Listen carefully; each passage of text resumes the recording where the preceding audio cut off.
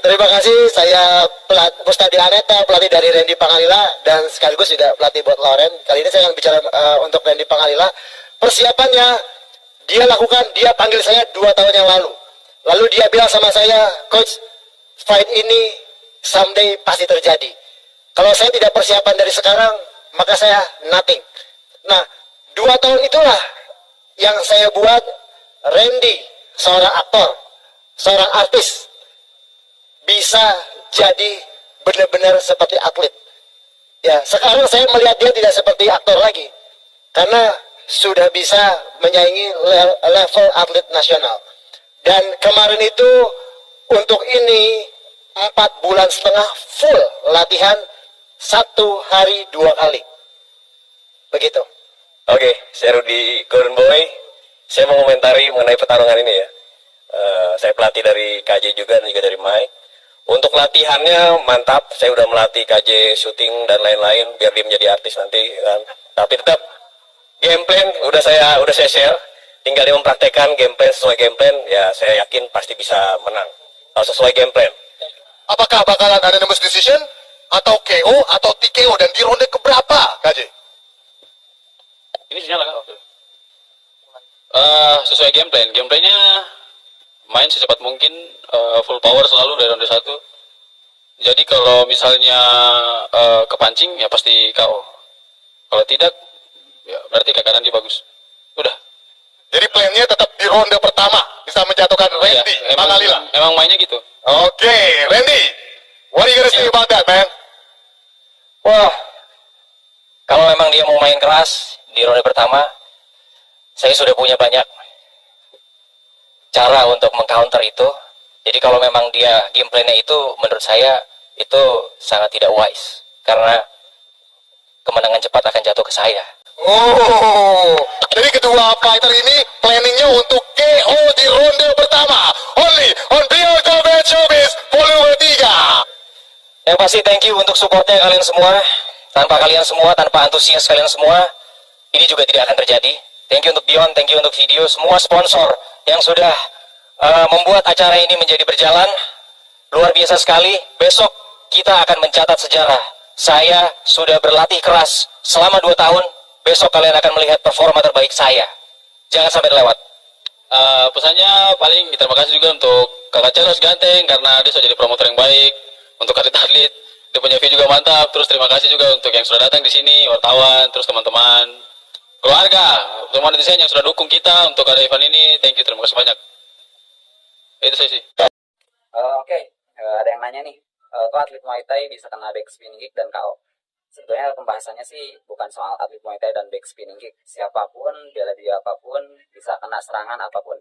Nah, kita mau bahasnya kenapa bisa KO. Karena banyak orang yang berpikir kalau ini settingan. Berdasarkan dari gerakan back spinning kick Randy Pangalila yang kelihatan nggak pakai power. Tapi kita akan bedah, kita akan bahas tentang ini. Kenapa KJ bisa KO. Pertama, kita bahas tentang back spinning kicknya sendiri. Dari pandangan gue perhatiin, ini gerakan bukan gerakan Randy Pangalila coba-coba, tapi ini gerakan yang memang setiap pelatihan dia selalu lakukan. Setiap pelatihan dia ngelakuin gerakan ini, diulang-ulang terus sampai jadi muscle memory bagi Randy Pangalila. Randy Pangalila sendiri nggak tahu kalau dia akan meng-KO KJ dengan back spinning kick itu. Dia hanya ngelakuin apa yang biasa dia lakukan. Nah, untuk back spinning kick sendiri, buat orang-orang yang nggak ngerti bela diri, back spinning kick itu menurut gue 10% tenaga dari kaki dan 90% tenaga dari putaran badan. Jadi ketika Randy Pangalila kelihatannya pelan ngelakuin back spinning kick, tapi damage-nya itu bisa terasa 10 kali lipat dari power yang dikeluarin. Ya karena itu, karena putaran badannya itu. Itu yang pertama. Yang kedua, ada momentum di mana saat KJ ngelihat tendangan pancingan dari Randy Pangalila, KJ narik badan, lean back. Nah, saat lean back, KJ udah berpikir untuk ngeluarin tenaga banyak buat ngelakuin counter tangan kanannya. Tapi, ternyata back spinning kick Randy lebih duluan masuk ke perutnya. Dengan posisi badan, KJ mendekat ke arah Randy Pangalila karena memukul. Nah, di situ istilahnya itu ada double impact. Randy Pangalila nyerang dengan kekuatan dari putaran badan, ditambah KJ pun nyerang dengan kekuatan pukulannya.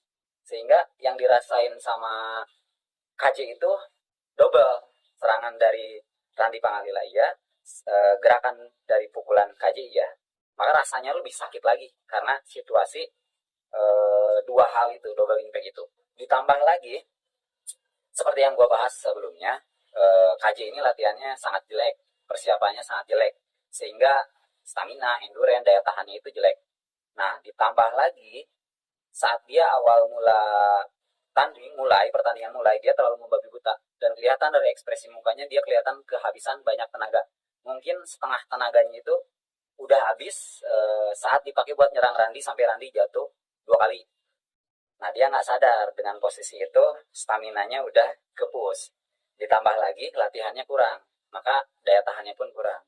Akumulasi dari gerakan back spinning kick yang powernya ada dari putaran badan, ditambah double impact dari KJ yang ngelakuin serangan balik, dan pastinya tumitnya tuh telak kena di perut.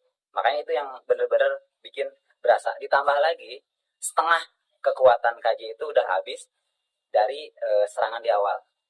Tambah endurance, strength dan kekuatan KJ itu nggak ada karena latihannya kurang. Jadi orang awam ngelihat, nah ini kok tendangannya pelan, tapi damage yang dirasain KJ itu seakan-akan pas tumitnya masuk ke perut, seluruh tenaga KJ itu kayak ngedrop, hilang. Makanya sampai posisinya sujud itu, saat sujud itu tenaga dia benar-benar hilang 100%. Tapi nggak benar-benar sampai habis, hilang 100% ngedrop sekaligus. Habis itu balik lagi, maka dia bisa duduk terus meringis. Habis selesai hitungan, dia bisa berdiri lagi. Kalau mungkin latihannya lebih bagus, latihannya lebih disiplin, daya tahannya lebih bagus, mungkin sebelum hitungan 8 tubuh dia bisa recovery. Karena semua fighter pun sama, kalau kena serangan telak itu pasti sakit. Tapi yang membedakan ketika kita latihan rutin, ketika kita latihan bagus, maka recovery dari rasa sakit itu cepat, instan. Kena telak sakit 1-2 detik langsung recovery, bisa lanjut. Nah, karena ini nggak latihan ya, dia nggak punya instant recovery yang bisa bikin dia bangun lagi. Akhirnya sujud, duduk dan meringis, berakhir dengan kalah, dan gue lihat sampai sekarang dia malu. Ya itulah kenapa gue sebut dia badut. Dia mempermalukan dirinya sendiri. Jadi itu penjelasannya kenapa back spinning kick yang terlihat lemah tapi bisa bikin seorang atlet Muay Thai yang katanya juara pun KO. Buat yang mau tutorial cara back spinning kick, komen aja ya. Nanti gue buatin tutorial back spinning kick lah. Versinya Randy kemarin sama versi gue mungkin. Oke? Good job. Sikat.